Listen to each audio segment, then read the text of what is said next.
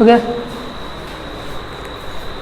Hello बच्चों, अभी मैं लाइव आ चुका हूँ मिस्टर फिजिक्स के चैनल पे, जो कि हमारा एक नया चैनल यूट्यूब है।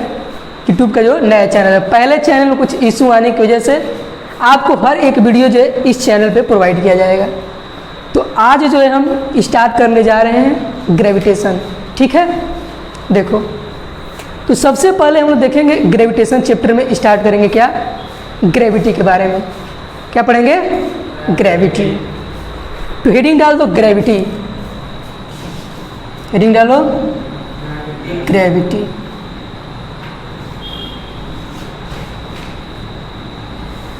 ठीक है, देखो ग्रेविटी क्या होता है। हो गया? देखो ग्रेविटी क्या है। कोई भी बॉडी है, जैसे मान लेते हैं हमारे पास एक क्या है, बॉडी है। इस बॉडी को जो हम यहाँ से छोड़ेंगे तो बॉडी कहाँ जाएगी? नीचे। तो कहने का मतलब है कि ब्रह्मांड में जितने भी ऑब्जेक्ट हैं, क्या बोले हम, यूनिवर्स में जितने भी ऑब्जेक्ट हैं वो सारे के ऑब्जेक्ट एक दूसरे को क्या करती हैं? अट्रैक्ट करती हैं। क्या करती हैं? अट्रैक्ट करती हैं। तो कहने का मतलब ग्रेविटी हमें ये बताता है कि ब्रह्मांड के जितने भी ऑब्जेक्ट हैं, क्या बताया शुभम, कि ब्रह्मांड के जितने भी ऑब्जेक्ट हैं वो सारे ऑब्जेक्ट एक दूसरे को किसी न किसी फोर्स से अट्रैक्ट करती हैं। क्या करती हैं? अट्रैक्ट करती हैं। तो ग्रेविटी टर्म को हम लोग क्या डिफाइन करेंगे? तो लिखो ग्रेविटी इज द, लिखो द फोर्स, लिखो सुनो, रुको बता रहा हूँ, लिखो एवरी बॉडी, लिखो every body in the universe, मैं लिखते जाता हूँ, देखो every body in the universe, in the universe attract to each other with a certain force, with a certain force।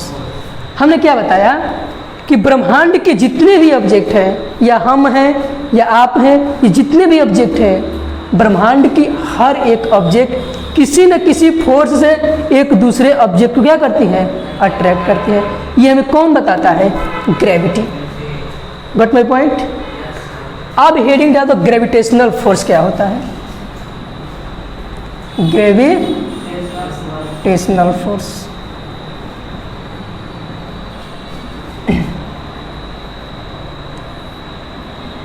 देखो ग्रेविटेशनल फोर्स क्या है। हो गया? नोट कर लो, हेडिंग डाल लो ग्रेविटेशनल फोर्स। तो देखो क्या बता रहा हूं मैं, ग्रेविटेशनल फोर्स क्या है।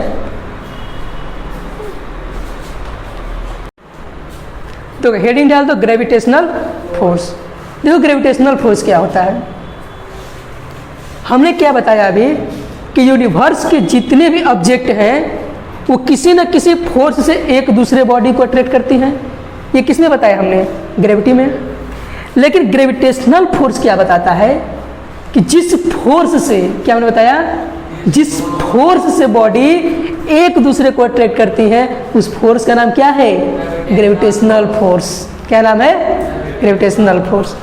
तो ग्रेविटेशनल फोर्स का मतलब है कि कोई बॉडी है, तो बॉडी जो है जिस फोर्स से अट्रैक्ट होगी उस फोर्स का नाम क्या है?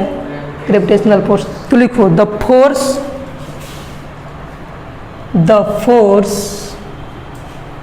with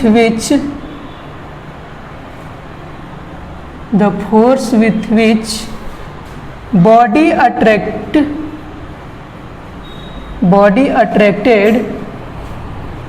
towards the center of earth, towards the center of earth। यानी जिस फोर्स से बॉडी जो है अर्थ की तरफ अट्रैक्ट होती है उस फोर्स का नाम क्या है? Gravitational force. क्या है? Gravitational force. ठीक है, तो इतना आप लोग नोट कर लीजिए। नोट हो गया? ऑनलाइन वाले भी इसको क्या कर ले आप लोग, नोट कर ले, वीडियो को पॉज करके आप लोग नोट कर लीजिए। मैं इसको इरेज करता हूँ। अब हेडिंग डाल दीजिए universal law of gravitation. Next हम लोग क्या पढ़ेंगे, universal law of gravitation. Heading डाल दीजिए universal law of gravitation. Universal law of gravitation.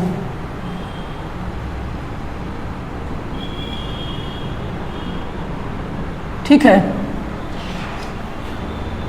देखिए इसका मतलब क्या है, यूनिवर्सल लॉ ऑफ ग्रेविटेशन।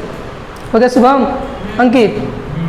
तो देखो यूनिवर्सल लॉ ऑफ ग्रेविटेशन क्या बताता है, तेरा ध्यान से समझिएगा। जैसे मान लेते हैं ये एक हमारी बॉडी है, ठीक है, और ये एक हमारी दूसरी बॉडी है। Got my point? क्लियर है पूरा? इस बॉडी का मास मान लेते हैं क्या है, m1 है, कोई दिक्कत? और इस बॉडी का मास मान लेते हैं हम m2, कोई दिक्कत नहीं। इन दोनों बॉडी का जो मास m1 है और इस बॉडी का मास m2 है, इन दोनों बॉडी के बीच का डिस्टेंस कितना मान लेते हैं, r। कोई दिक्कत? कोई दिक्कत नहीं। अच्छा, हमने एक बॉडी कंसीडर किया जिस बॉडी का मास m1 है और दूसरी बॉडी का मास m2 है, और इन दोनों बॉडी के बीच का जो डिस्टेंस है वो क्या है, r है। क्या है, r है। अब यहाँ एक नोटेट करने वाली बात क्या है कि अभी हमने क्या बताया आपको कि ब्रह्मांड के जितने भी ऑब्जेक्ट हैं वो एक दूसरे के साथ क्या होती हैं, अट्रैक्ट होती हैं। तो ये भी दोनों बॉडी एक दूसरे के साथ अट्रैक्ट हो रही होंगी, हो रही कि नहीं हो रही होंगी, हो रही होंगी, और इनके बीच का डिस्टेंस क्या है, r है। तो आपने इससे पिछले वाले चैप्टर, सेकेंड चैप्टर में पढ़े होंगे according to Newton's third law, कि जब ये बॉडी इस बॉडी पे फोर्स लगाएगी जितना, उतना ही फोर्स ये भी बॉडी इस पे लगाएगी, but opposite in direction. Opposite direction में लगाएंगे फोर्स, लेकिन मैग्नीट्यूड क्या होगा, सेम होगा। कहने का मतलब क्या है कि जितना फोर्स ये बॉडी इस बॉडी पे लगाएगी, उतना ही फोर्स ये वाली बॉडी भी इस बॉडी पे लगाएगी। Got my point? तो क्या इसको कह सकते हैं action reaction pair, action reaction pair. यानी कहने का मतलब क्या है कि जो ग्रेविटेशनल फोर्स है वो एक्शन रिएक्शन पेयर को क्या करता है, फॉलो करता है। यानी कि न्यूटन्स को थर्ड लॉ को फॉलो करेगा। जब एक्शन रिएक्शन पेयर को फॉलो करेगा तो न्यूटन्स लॉ को भी फॉलो करेगा। कौन सा लॉ, थर्ड लॉ को। तो ग्रेविटेशनल फोर्स जो है ये वैलिड है किस पे, न्यूटन्स के थर्ड लॉ पे। अब देखो ये तो हो गया। अब क्या मैंने बताया कि ये जो फोर्स अगर ये बॉडी लगाएगी, मान लेते हैं F1 फोर्स इस पे लगा, ये वाली बॉडी जो है मास m2 वाली बॉडी, इस बॉडी पे फोर्स लगाया कितना, F1 फोर्स इसको खींच रही है, और ये वाली बॉडी जो m1 है, m1 बॉडी इस वाली बॉडी को किस फोर्स से खींच रही है, F2 फोर्स। कोई दिक्कत? मतलब कि इसका मान लेते हैं 2 और इसको मान लेते हैं 1। ये पढ़ाया था न्यूटन्स थर्ड लॉ में। इसका मतलब क्या है, फोर्स ऑन फर्स्ट बॉडी, देखिए force on first body due to second body. F1 का मतलब है कि दूसरी वाली बॉडी जो है इस पहले वाली बॉडी पे क्या कर रही है, फोर्स लगा रही है। यानी कि फोर्स ऑन 1, इसका मतलब क्या है, फोर्स ऑन फर्स्ट बॉडी यानी 1 body due to 2 body, second body. इसका मतलब ये ना हुआ कि दूसरी बॉडी इस पे क्या कर रही है, फोर्स लगा रही है, और इस पे क्या कर रही है कि पहली बॉडी किस पे फोर्स लगा रही है, दूसरी बॉडी पे। देखिए इसका मतलब क्या है, M1 इसको खींच रहा है इधर, और F2 से F4 खींच रहा है उसको, समझ रहे हैं? ये वाली जो बॉडी M2 है, F1 फोर्स इसको खींच रही थी, ये एरो क्या बता रहा है कि ऑब्जेक्ट कहाँ जा रही है, इधर। तो ये खींच रहा हो तभी तो उधर जा रही होगी, जा रही नहीं जा रही होगी, नहीं समझ आ रहा है। तो इसका मतलब कि force on first body due to second body, और ये एरो रिप्रेजेंट कर रही है कि force on first body due to second body. What my point. अब देखो ये समझ आ गया ना, इरेज कर दे इसको। ओके, अब देखो मैं क्या समझा रहा हूँ कि जो ये जो है किसको फॉलो करता है, न्यूटन्स के थर्ड लॉ को। कोई दिक्कत, न्यूटन्स थर्ड लॉ। अब देखो क्या मैं समझा रहा हूँ, जब ध्यान से समझो। ये जो फोर्सेज लग रहे हैं दोनों बॉडी के बीच में, F12 और F21 लग रहा है, तो ये जो फोर्स लग रहा है F12 और F12, ये दोनों बॉडी के सेंटर के लॉन्ग लग रहा है। ये बॉडी M1 है और ये बॉडी M2 है, और ये दोनों बॉडी एक लाइन से ज्वाइन है। किससे ज्वाइन है, एक लाइन से। तो जो ग्रेविटेशनल फोर्स एक्ट होगा, जो लगेगा, इसी लाइन के लॉन्ग लगेगा। समझ में आया, मतलब इस बॉडी के सेंटर के लॉन्ग लगेगा, दोनों बॉडी के सेंटर के लॉन्ग लगेगा। इसलिए जो है ग्रेविटेशनल फोर्स को हम लोग कहते हैं सेंट्रल फोर्स। तीसरा क्या कहते हैं, सेंट्रल फोर्स। कोई दिक्कत। अच्छा, अब क्या है देखिए ध्यान से, ये जो दोनों बॉडी के बीच फोर्स लग रहा है ना, ये वीक फोर्स है। क्या है, वीक फोर्स है। क्यों वीक फोर्स है, क्योंकि ग्रेविटेशनल फोर्स हमें दिखाई नहीं देता है। दिखाई देता है जी, किसी को दिखाई दिया इसमें, नहीं। ग्रेविटेशनल फोर्स जो मेरे बीच भी लग रहा है, आपके बीच भी लग रहा है, यानी जितनी हमारे आसपास चीज़ें हैं सब न सब किसी को क्या कर रही है, अट्रैक्ट कर रही है, अकॉर्डिंग टू ग्रेविटी। ग्रेविटी क्या बताता है कि ब्रह्मांड में जितने भी ऑब्जेक्ट हैं वो सारे ऑब्जेक्ट एक दूसरे को अट्रैक्ट करती हैं किसी न किसी फोर्स से, और जिस फोर्स से अट्रैक्ट करती हैं उस फोर्स का नाम है ग्रेविटेशनल फोर्स। कोई दिक्कत, नो सर। तो ये हमारा पहला है एक्शन रिएक्शन, और दूसरा है न्यूटन्स के थर्ड लॉ को फॉलो करता है, और ये सेंटर के अलोंग लगता है दोनों बॉडी के, तो इसलिए इसको क्या कहते हैं, सेंट्रल फोर्स। कोई दिक्कत। और यह भी हमने बताया कि ये कौन सा फोर्स है, वीकेस्ट फोर्स है। क्या है, वीक फोर्स है। क्या है, वीक फोर्स है। किसी को दिक्कत, नो। तो इतना आप लोग पहले क्या करिए, थोड़ा सा नोट पॉइंट बना के ऐसे NOTE नोट में इसको नोट कर लीजिए, तब मैं आपको आगे बताता हूँ। नोट करो सभी लोग, तब मैं इरेज करता हूँ। ओके, डस्टर कहाँ है शुभम, यहाँ। ठीक है, इसको नोट करो। चंदन नोट हो गया, नोट करो इसको। ओके, मैं इसको इरेज कर देता हूँ। ठीक है, अब मैं यूनिवर्सल ऑफ ग्रेविटेशन आपको थोड़ा सा मज़ेदार ढंग से समझाता हूँ। ठीक है, देखिए कैसे। ये मान लेते हैं हमारा अर्थ है। क्या है, अर्थ है। अर्थ है, इस अर्थ का मास मान लेते हैं कितना है, ME है। किसी को दिक्कत, नो। और यहाँ एक बॉडी है जिस बॉडी का मास क्या है, MO है। कोई दिक्कत नहीं है, ठीक है।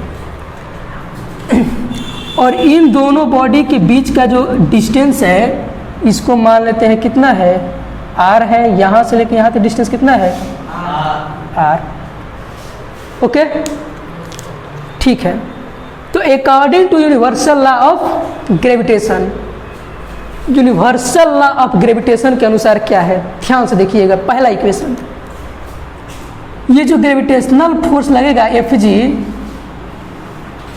Fg का मतलब हम जब भी लिखेंगे क्या लिखेंगे, ग्रेविटेशनल फोर्स। ग्रेविटेशनल फोर्स, ठीक है। तो ग्रेविटेशनल फोर्स क्या है, Fg मतलब ग्रेविटेशनल फोर्स। तो देखो क्या है, according to universal law of gravitation, gravitational universal law of gravitation के अनुसार पहला कंसेप्ट क्या है? ये जो हमारा ग्रेविटेशनल फोर्स Fg है ना, Fg, ये डायरेक्टली प्रोपोर्शनल होता है प्रोडक्ट ऑफ टू मासेज। क्या क्या लिए हैं? Me और m0। कोई दिक्कत? ये जो ग्रेविटेशनल फोर्स है हमारा, ये दोनों बॉडी के बीच लगने वाला जो मास Me है और ये क्या है? m0 है। तो ग्रेविटेशनल फोर्स जो है डायरेक्टली प्रोपोर्शनल होता है प्रोडक्ट ऑफ टू मासेज। ये दोनों मासेज के जो प्रोडक्ट है, इसका डायरेक्टली प्रोपोर्शनल कौन है? Gravitational force. किस लॉ के अनुसार? Universal law of gravitation. ये हमारा पहला इक्वेशन है, ठीक है। और ये जो ग्रेविटेशनल फोर्स है Fg, ये इन्वर्सली प्रोपोर्शनल होता है square of distance between them. ये दूसरा इक्वेशन है। समझिए मैं क्या बता रहा हूँ।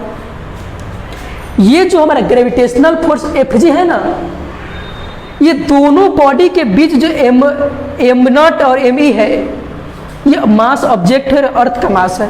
तो इनके बीच जो ग्रेविटेशनल फोर्स Fg लग रहा है, ये डायरेक्टली प्रोपोर्शनल है प्रोडक्ट ऑफ टू मासेज। इन दोनों मास जो m0 और Me लिए हैं, m0 और Me, दोनों बॉडी के बीच जो मास m0 Me है, इसके प्रोडक्ट के क्या है? डायरेक्टली प्रोपोर्शनल है। कोई दिक्कत? और इन दोनों बॉडी के बीच जो डिस्टेंस r हमने लिया है, उसका ये इन्वर्सली प्रोपोर्शनल है। क्या है? Inversely proportional. तो ये तो आपका रहा इक्वेशन के फॉर्म में। अब इसको स्टेटमेंट कैसे लिखोगे? तो देखो कैसे लिखोगे, पढ़ते हैं। According to universal law of gravitation, यानी यूनिवर्सल लॉ ऑफ ग्रेविटेशन के अनुसार क्या लिखेंगे? द ग्रेविटेशनल फोर्स जो है ये डायरेक्टली प्रोपोर्शनल है product of two masses and universally proportional of square of distance between them. यानी दोनों बॉडी के बीच जो डिस्टेंस r है, उसके स्क्वायर का इन्वर्सली है। Got my point? ठीक है।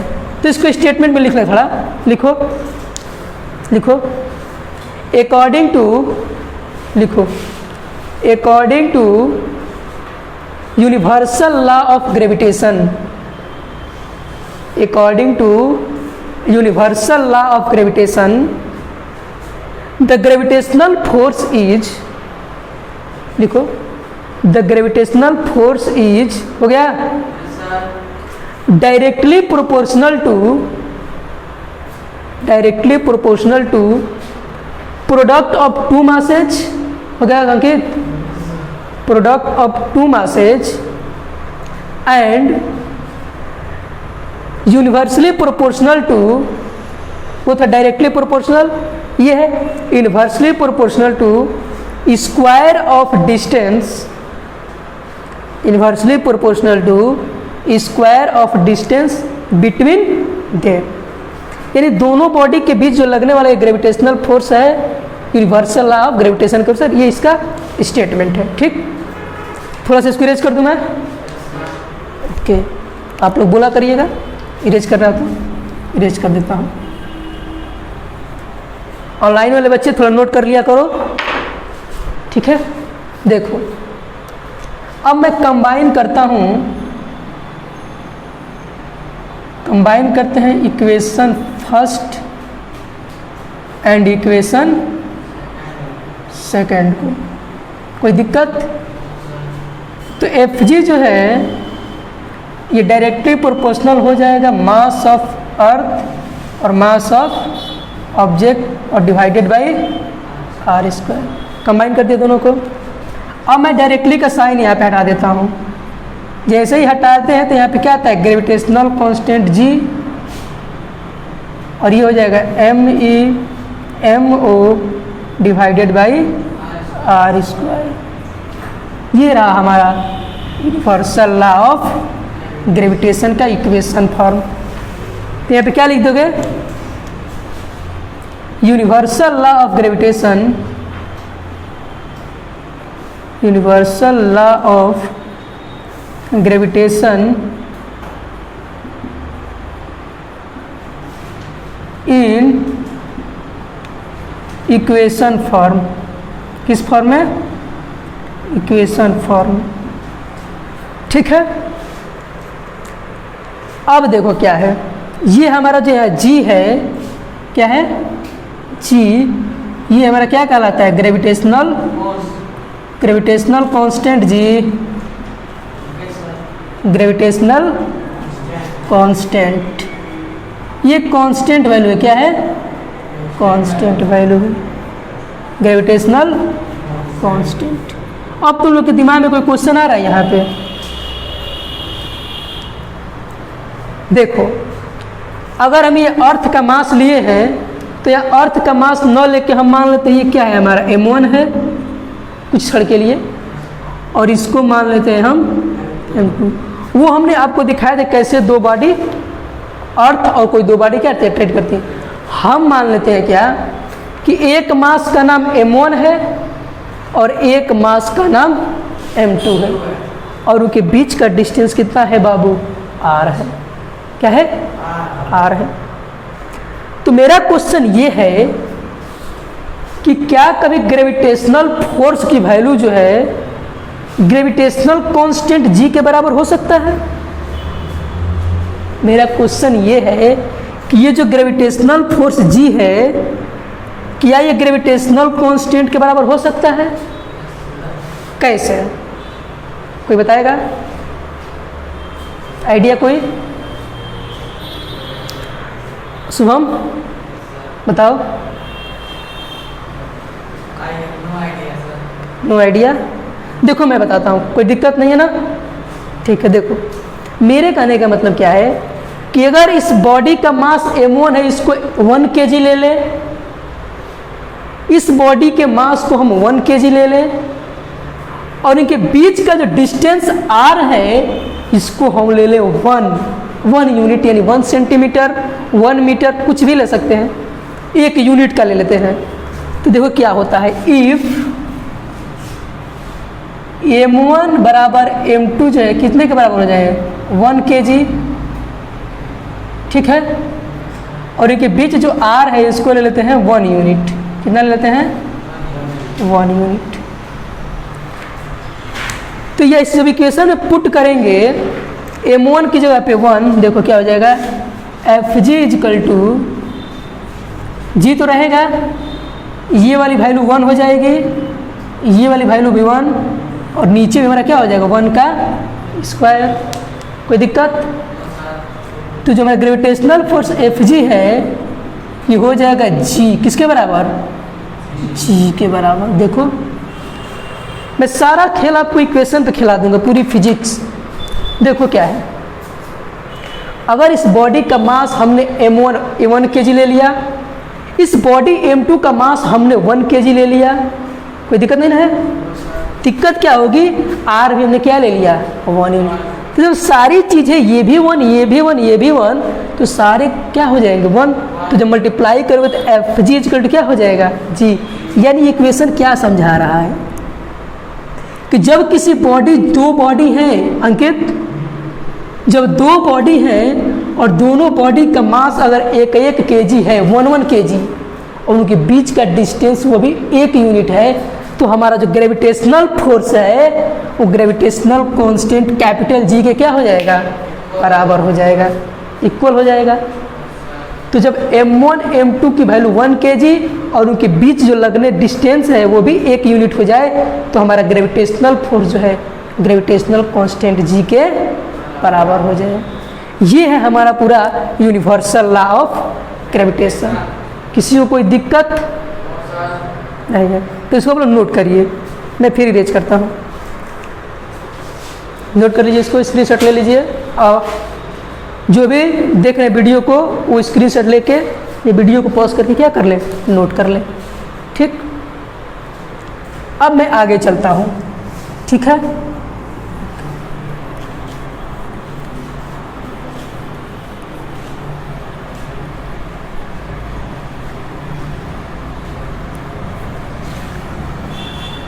अब हेडिंग डालो equation of motion, equation of motion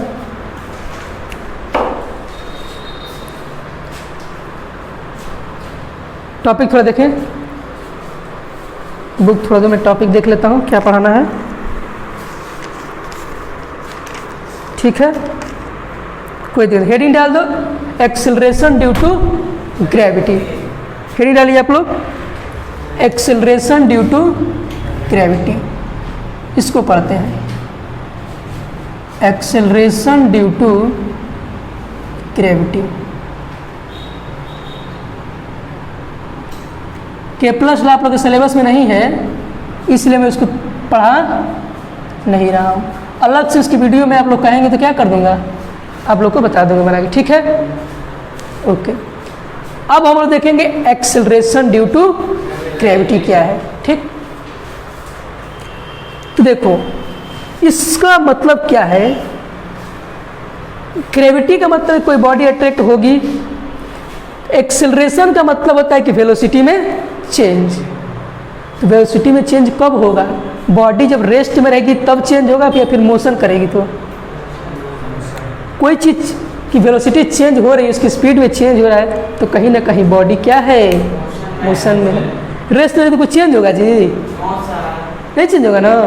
अभी तुम सोए हो, तुम चेंज होता है कुछ, नहीं चेंज होगा। अभी दौड़ने लगोगे, चलने लगोगे, तो कहोगे कि मेरी वेलोसिटी चेंज हो रही है, मेरी स्पीड वगैरह क्या हो रही है, चेंज हो रही है। तो एक्सेलरेशन का मतलब होता है कि चेंज इन वेलोसिटी। जब तक वेलोसिटी में चेंज नहीं होगा तब तक एक्सेलरेशन पॉसिबल नहीं है। तो एक्सेलरेशन को पॉसिबल तभी कराया जा सकता है जब वेलोसिटी में चेंज हो जाए। अगर वेलोसिटी कांस्टेंट तो एक्सेलरेशन जीरो, जानते हो ना। अब हम पढ़ेंगे एक्सेलरेशन ड्यू टू ग्रेविटी, यानी यहाँ जो बॉडी का वेलोसिटी में चेंज होगा वो सब खेल किसके साथ होगा, ग्रेविटी के साथ होगा। यानी जितना भी एक्सेलरेशन में चेंज होगा, एक्सेलरेशन तो वेलोसिटी में चेंज, यानी जो भी वेलोसिटी में छेड़छाड़ होगी वो कौन करेगा, ग्रेविटी। कौन करेगा, ग्रेविटी। यानी सारा खेल किसका है, ग्रेविटी का है। अगर ग्रेविटी नहीं रहता तो body acceleration due to gravity में पढ़ने को नहीं मिलता। तो ठीक है, पढ़ते हैं जब है तो। एक्सेलरेशन ड्यू टू ग्रेविटी, देखो मैंने एक्सेलरेशन क्या रहा, ए लिखते हो कि नहीं, ए एक्सेलरेशन क्या लिखते हो, ए। और ए कौन सी क्वांटिटी, स्केलर की वेक्टर, इतना जानते हैं आप लोग। जब एक्सेलरेशन वेक्टर है तो जब एक्सेलरेशन किसकी वजह से हो रहा है शुभम, ग्रेविटी की वजह से। तो कभी भी अगर एक्सेलरेशन ग्रेविटी की वजह से होगा तो हम लोग ए की जगह पे क्या लिख देंगे, स्मॉल जी। क्या लिख देंगे, स्मॉल जी, जहाँ पे हमारा जी जो कहलाता है एक्सेलरेशन ड्यू टू ग्रेविटी। ये हमारे स्मॉल जी क्या है, एक्सेलरेशन ड्यू टू ग्रेविटी। कोई दिक्कत किसी को। और इस एक्सेलरेशन जी जो है, इसकी जो वैल्यू होती है वो होती है 9.8 मीटर पर सेकेंड स्क्वायर, या इसको कभी कभी 10 भी दे देता है। क्या देता है, 10 मीटर पर सेकेंड स्क्वायर। इतना चीज़ आप लोग अपने दिमाग में याद रखिए। ठीक है बाबू, कोई दिक्कत, नो। अब हम चलते हैं एक्सेलरेशन ड्यू टू ग्रेविटी की तरफ। ठीक है, तो देखो इसका मतलब क्या है। जैसे मान लो ये हमारा अर्थ है, क्या है, अर्थ है। ये दिखाई दे रहा है, वीडियो में दिखाई दे रहा है ये वाला क्लियर, ठीक है। ये हम मान लेते हैं हमारा अर्थ है जिसका मास कितना है, me है, कोई दिक्कत नहीं ना है। और यहाँ एक ऑब्जेक्ट है जिसका हम मास मान लेते हैं कितना है बाबू, m0 यानी m0, और इनके बीच का डिस्टेंस मान लेते हैं r। ठीक, देखिए अच्छा मैं आपको चीज़ बताता हूँ। अगर मान लो ये हमारा एक डस्टर है, क्या है, डस्टर है, और ये एक मार्कर है। अगर इन दोनों को ड्रॉप करोगे तो सबसे पहले कौन गिरेगा नीचे, डस्टर गिरेगा। मैं कहता हूं कि दोनों साथ में गिरेंगे, बता रहा हूँ अभी। देखो, अगर कोई मान लो एक बॉल है, क्या है, भारी सा बॉल है, और एक फीदर, मतलब जानते हो, पंख, और इन दोनों को हवा में छोड़ोगे ऐसे, तो तुम लोग कहोगे कि पहले पत्थर यानी जो बॉल है, बॉल वो पहले गिरेगा और लेदर जो है, अरे फीदर जो है बाद में गिरेगा। आप लोगों का कहना ये है, लेकिन मैं कहता हूँ कि दोनों के दोनों बॉडी एक साथ गिरेंगे। कैसे, मैं बताता हूँ। देखो, अब ये एक्सेलरेशन ड्यू टू ग्रेविटी जो है, ये सारा खेल कब खेलता है ऑब्जेक्ट के साथ? जैसे कोई बॉल गिर रही है, किसी बॉल को हम लोग फेंक रहे हैं, किसी बॉल को थ्रो कर रहे हैं, ये सारा खेल कब होता है? जब एयर प्रेजेंट नहीं हो। ये सारा एक्सेलरेशन ड्यू टू ग्रेविटी कब होता है? जब एयर रेजिस्टेंस नहीं हो। मतलब कि कोई बॉल जो है ऊपर से नीचे गिर रही है, तो किसकी वजह से गिर रही है? ग्रेविटी की वजह से। किसकी वजह से? ग्रेविटी की वजह से। लेकिन ग्रेविटी वजह से गिर रही है, लेकिन वहाँ शर्त ये है कि भैया वहाँ एयर रेजिस्टेंस का कोई फोर्स नहीं लगना चाहिए, केवल और केवल ग्रेविटी रहना चाहिए। क्या रहना चाहिए? ग्रेविटी। अगर ग्रेविटी के अलावा कोई दूसरा फोर्स वहाँ एक्ट नहीं करना चाहिए, तो ग्रेविटी के अलावा और कौन फोर्स है? एयर। तो ये कहता है एक्सेलरेशन ड्यू टू ग्रेविटी कि एयर को छोड़ के, मतलब कि एयर को हटा दो, क्या कर दो? एयर के जो फोर्स है उस फोर्स को हटा दो, तो हमारा एक्सेलरेशन ड्यू टू ग्रेविटी क्या हो जाएगा? वैलिड हो जाएगा। तो ये सारा खेल, जो ऑब्जेक्ट गिर रही हैं, आ रही हैं, सेम स्पीड से गिरेंगी, दोनों बॉल सेम स्पीड से गिरेंगी, एक ही साथ गिरेंगी, ये सारा खेल तभी पॉसिबल है जब हमारा एयर रेजिस्टेंस नहीं रहे। Got my point? देखिए, तो ये हमारा ME है और ये हमारा M0 है। तो मैं देखो कैसे बताता हूँ कि दोनों ऑब्जेक्ट जो है एक साथ गिरेंगे। तो कैसे गिरेंगे? आप थोड़ा दिमाग लगाइए, कैसे गिरेंगे एक साथ दोनों सेम जगह पे? पहला केस ये है कि उनमें एयर रेजिस्टेंस नहीं रहना चाहिए। अगर एयर है तो दोनों एक साथ नहीं गिरेंगे, अगर एयर नहीं है तो दोनों साथ में गिर जाएंगे। क्यों? क्योंकि ग्रेविटी तभी एक्ट होगा जब एयर प्रेजेंट नहीं रहेगा। तो एयर को मैं हटा देता हूँ, केवल किसका फोर्स होगा? ग्रेविटी का। और उस फोर्स से जब ऑब्जेक्ट नीचे आएगी, एक्सेलरेट करेगी, इसीलिए कहते हैं एक्सेलरेशन ड्यू टू ग्रेविटी। और मैं ये भी बता देता हूँ कि एक्सेलरेशन ड्यू टू ग्रेविटी जो है ऑब्जेक्ट के मास पे डिपेंड। अगर वहाँ ऑब्जेक्ट के मास पे डिपेंड करता तो एक बॉडी पहले आ जाती और एक बॉडी बाद में आ जाती। लेकिन एक्सेलरेशन ड्यू टू ग्रेविटी जो है हमारा ऑब्जेक्ट के मास पे डिपेंड नहीं करता। करता है जी? नहीं करेगा, तभी ना दोनों साथ में गिरेंगी। अगर मास पे डिपेंड करता तो बॉल को पहले गिरना चाहिए, फीदर को बाद में। इसको पहले गिरना चाहिए बॉल को, फीदर को बाद में। लेकिन ऐसा नहीं है। तो कहने का मतलब ये है कि कहीं ना कहीं एक्सेलरेशन ड्यू टू ग्रेविटी जो है ऑब्जेक्ट के मास पे डिपेंड नहीं करता। देखो, मैं प्रूफ भी करता हूँ, मैं सारा खेल इक्वेशन से बताऊंगा आप लोगों को, ठीक है? देखिए, एक एक चीज़ समझिए ध्यान से। अगर किसी बॉल को हमने ऐसे छोड़ा, अगर यहाँ से हमने फोर्स लगाया इस बॉल पे से नीचे के लिए, देखो इस बॉल है, मेरा ये मार्कर है, इसको हमने ऐसे फोर्स लगा क्या किया? थ्रो किया, तो ये हमारा एक्सटर्नल फोर्स हो गया। हमने जो फोर्स लगाया क्या हो गया? External force. तो जिस फोर्स से मैं इसको नीचे फेंकूंगा उसी फोर्स से तो ग्रेविटी भी इसको खींचेगी नीचे। समझ रहे बात को? मैंने जिस फोर्स से इसको फेंकूंगा, जिस स्पीड से, उसी स्पीड से नीचे ग्रेविटी भी खींचेगी इसको। तो कहने का मतलब क्या है यहाँ पे कि जो हमारा एक्सटर्नल फोर्स है F एक्सटर्नल, ये किसके बराबर हो जाएगा? Fg के बराबर हो जाएगा, ग्रेविटेशनल फोर्स का जी।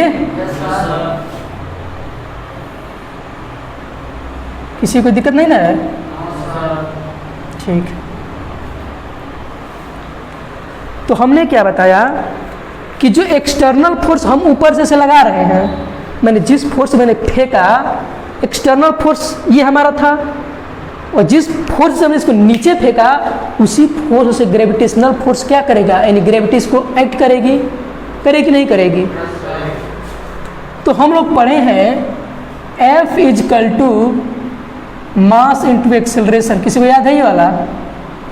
एक और इंटू न्यूटन सेकेंड ला, हाँ याद है ना? सेकेंड फोर्स ला जब क्वेश्चन पढ़े थे।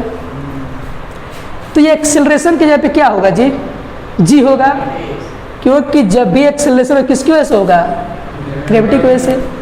तो यहाँ पे हम लोग F एक्सटर्नल जो लगाएंगे तो बॉडी का मास तो m ठीक है, लेकिन एक्सेलरेशन की जगह पे क्या हो जाएगा? g। ठीक है, ओके। तो हमारा एक्सटर्नल फोर्स की वैल्यू हो गया कितना? m इंटू जी। ठीक, और अभी हमने ये पढ़ के आए हम लोग GMO मास ऑफ अर्थ, और ये हमारा क्या हो गया? Mass of object divided by r square. कोई दिक्कत? अब देखिए ये जो हमने मास लिया है mg, ये किसका मास है? ऑब्जेक्ट का मास। तो यहाँ पे अगर हम MO लिख दें तो किसी कोई दिक्कत नहीं? दिक्कत है। तो ये MO से MO क्या हो गया? कैंसिल। तो ये जो हमारा small G acceleration due to gravity g है, इसकी वैल्यू क्या आ गई? GME divided by r square. ये इक्वेशन क्या बता रहा है? जरा गौर से इक्वेशन को पढ़िए, बस इक्वेशन को पढ़ो। Acceleration due to gravity is not depend on the mass of the body. क्या बॉडी के मास पे एक्सेलरेशन डिपेंड कर रहा है? देखो कहाँ m0 मास ऑब्जेक्ट, m0 मास ऑब्जेक्ट कहाँ है? नहीं है। Acceleration due to gravity only depends on mass of earth and radius या डिस्टेंस। केवल डिस्टेंस और अर्थ के मास पे डिपेंड कर रहा है। Acceleration due to gravity G है हमारा, ये ऑब्जेक्ट के मास पे डिपेंड नहीं कर रहा है। तो जब ऑब्जेक्ट के मास पे डिपेंड नहीं कर रहा है तो वहाँ दोनों क्या होंगी? एक साथ एक ही जगह पे फाल कर जाएंगे, यानी कि गिर जाएंगे। गिर जाएंगे, किसी को दिक्कत? नो। तो लिखिए एक लाइन, देखो नोट में, यहाँ नोट करके लिखिएगा। लिखो एक्सेलरेशन ड्यू टू ग्रेविटी, ये पूरा लिख लीजिए, पहले बना लीजिएगा इसको, स्क्रीनशॉट लेके बना लीजिए। ठीक है बच्चों, ओके। तो लिखिए acceleration due to gravity G, acceleration due to gravity small G is not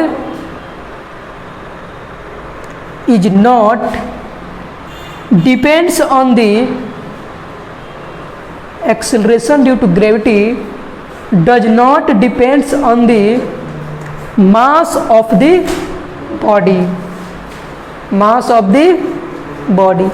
यानी हमारा एक्सेलरेशन ड्यू टू ग्रेविटी जो है ये ऑब्जेक्ट के मास पे डिपेंड नहीं कर रही है। ठीक है, ओके। शुभम नोट हो गया? तो एक्सेलरेशन ड्यू टू ग्रेविटी हमारे ऑब्जेक्ट के मास पे डिपेंड नहीं करता। ठीक है, तो आज इतना ही रहने देते हैं। मैं आप लोग एक बात बताता हूँ, एक कहानी सुनोगे? देखो क्या है, जब अगर मान लो तुम्हें सक्सेस होना है, सक्सेस का रूल बताता हूँ, क्या होना है? सक्सेस होना। तो सक्सेस के लिए क्या करोगे शुभम? क्या करना पड़ेगा? अंकित बताओ, कोई बताओ। हैं? पढ़ाई करोगे? हाँ, एजुकेशन, एजुकेशन तो जरूरी है ही। देखो सक्सेस होने के लिए हमें एक एक स्टेप क्या करना पड़ेगा? बेटर करना पड़ेगा। अगर सफलता पानी है, अगर तुम सफलता पाना है तो क्या करोगे? तुम तेरे सोचोगे कि हमें यहाँ वहाँ पहुँचना है, तो क्या पहुँच जाओगे? नहीं, एक एक सीढ़ियाँ आपको चढ़नी पड़ेगी, एक एक स्टेप। जब तक एक एक स्टेप आप लोग नहीं चढ़ेंगे तब तक सफलता नहीं मिलेगी। तो सफलता होने के लिए एक एक सीढ़ियाँ क्या करना पड़ेगा, हमें चढ़ना पड़ेगा। हमको क्या करना है, हर परिस्थितियों का सामना करना पड़ेगा। हमारे पास जितने भी समस्याएं हैं सबको क्या करना पड़ेगा, सामना करना पड़ेगा। एक बार जानते हो क्या हुआ, जैसे मान लो हमारे घर में, किसी के घर में, किसी के परिवार में बहुत सारे क्या हो सकता है, समस्याएं हो सकती हैं, परिस्थितियाँ कुछ ना कुछ हो सकता है, कभी भी किसी के साथ बुरा वक्त हो सकता है। तो एक बार क्या हुआ कि जैसे मान अर्जुन को जानते हो महाभारत में, तो उन्होंने श्री कृष्ण से एक क्वेश्चन किया कि अगर हमारे पास बहुत सारी परिस्थितियां हैं, क्या है, बहुत विशाल परिस्थितियां हैं, तो मैं उसका सामना कैसे कर सकता, उसका सामना कैसे किया जा सकता है। तो इनका कहना ये है कि जब तुम्हारे पास समस्याएं विटाल हो, विकास हो, विशाल सी समस्याएं हो, बहुत सारी समस्या हो, तो उस समस्या का केवल एक समाधान है, उस समस्या का केवल एक ही समाधान है, और वो है क्या। देखो उन्होंने एक चीज़ लिखा, एक सेंटेंस लिखा, और वो सेंटेंस था, ये भी समय बीत जाएगा। कितना अच्छा सा सेंटेंस उन्होंने बताया। इसका मतलब समझ रहे हो, नहीं समझे, ये भी समय बीत जाएगा, मतलब हमारे पास जो बुरी परिस्थितियां हैं, बुरी समस्याएं हैं, ये भी समय क्या होगा, बीत जाएगा। जब ये सोचोगे तो तुम्हारे पास कोई समस्या नहीं होगा, समस्या का समाधान सिर्फ और सिर्फ वही है, क्या, ये भी समय बीत जाएगा। थोड़ा ही ना कहते हैं ये कि देखा जाएगा, बीत जाएगा, ये भी अभी बुरा चल रहा है, आगे आने वाले में अच्छा हो सकता है। ठीक है, तो मिलेंगे अब कल के लेक्चर में, इसके आगे कंटिन्यू किया जाएगा। ठीक है, आज क्लास पे यहीं पे ओवर करते हैं। ठीक है, ओवर कर दो।